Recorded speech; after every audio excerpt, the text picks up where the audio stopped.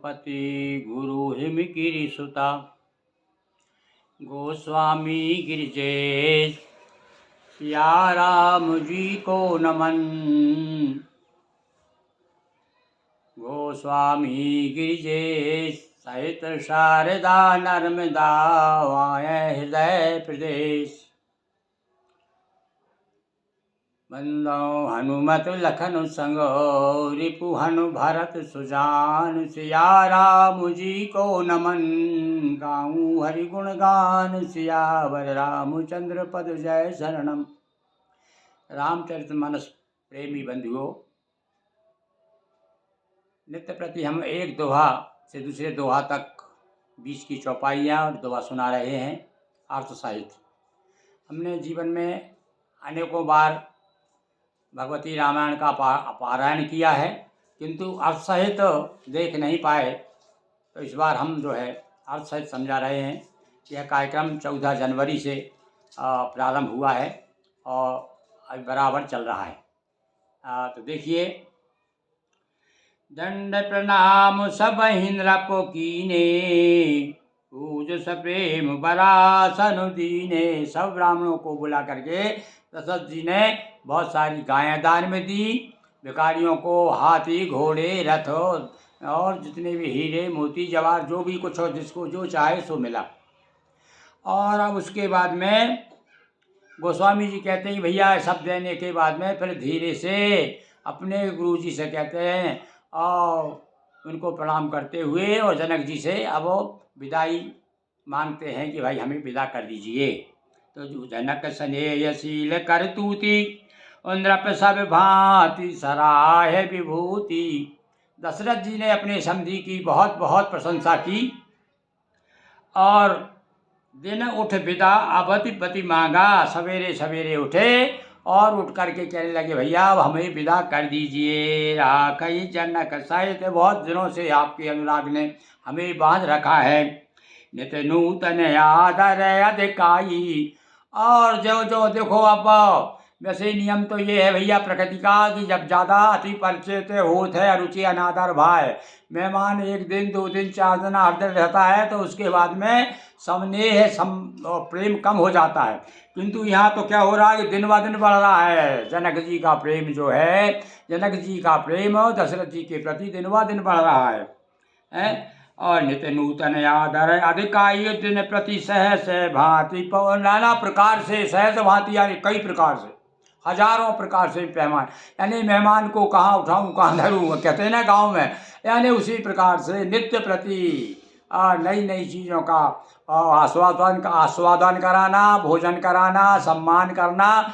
और जो जो जिस ढंग से भी सम्मान अपने मेहमानों का कर सकते थे, जिस प्रकार से प्रेम प्रदर्शित कर सकते थे, जनक जी ने कसर नहीं छोड़ी। और नित नव नगर आनंद उछाहू दशरथ गवन सुहायन काहू। धीरे धीरे बात फैल गई भाई नगर में, पर किसी को अच्छा नहीं लग रहा है। सब कह रहे हैं अरे यार और ये चारों राजकुमार, चारों दूल्हा और रह जाते कुछ दिन, हम लोग और आनंद लेते। तो इस प्रकार से किसी को सुहा नहीं रहा है, किसी को अच्छा नहीं लग रहा है। बहुत दिवस बीते यही बात, ये नहीं बताया भैया बारात कितने दिन रुकी है। अरे भैया आप लोगों को किसी को मालूम हो तो बताइए। और राम जी की बारात कितने दिन रुकी? पहले तो 3 दिन 5 दिन रखा करती थी, अब तो 24 घंटा मुश्किल होता है। अब देखिए तो यहाँ तो भैया गोस्वामी जी ने कह करके अलग हो गए क्या कि बहुत दिवस बीते यही बात, इसी प्रकार से बहुत दिन बीत गए। जनो स्नेह रज बंधे बराती। और देखो भैया यहाँ तो आजकल तो क्या हो गया है कि बारात में दूल्हा दुल्हन रह जाते हैं केवल, और उनके परिवार वाले, बाकी लोग भोजन कर कर भाग जाते हैं। पर तो यहाँ बताया बाराती भी स्नेह के बंधन में ऐसे बंधे कि अपना घर बार भूल गए। निश्चित रूप से भैया महीनों से रही होगी बारात। तो कौशिक सतानंद तब जाई कहा विदेय नृपहि समुझाई। अब सतानंद जी ने विश्वामित्र जी दोनों मिल करके और उन्होंने भैया सवाल की क्या करे भाई, क्या करे, चलो राजा से कहे भाई अरे अब तो विदा करो, छोड़ो भाई हैं। अब दोनों पहुंच गए, दोनों महात्मा, इनकी तरफ का भी उनकी तरफ के, ये इनके तरफ के पुरोहित है और ये सदानंद जी जो है इधर के हैं। दोनों पहुंच गए और नृपहि समझाई और इच्छा तो नहीं थी भैया जनक जी की, वो तो कह रहे थे और रुके क्या कभी भैया राजघराने में राज दरबार में और रुके। किंतु उनको समझाया कि अरे भाई बहुत दिन हो गए, अभी दशहरा तो क्या है या सोते आप तो आज्ञा दो भाई। आप देखो लोग अपने आप जी कहते हैं आप आए हो अपने पैरों से, पर अब हमारे पैरों से जाएंगे, यानी अब हम आदेश देंगे, हम आज्ञा देंगे तब जा सकते हैं।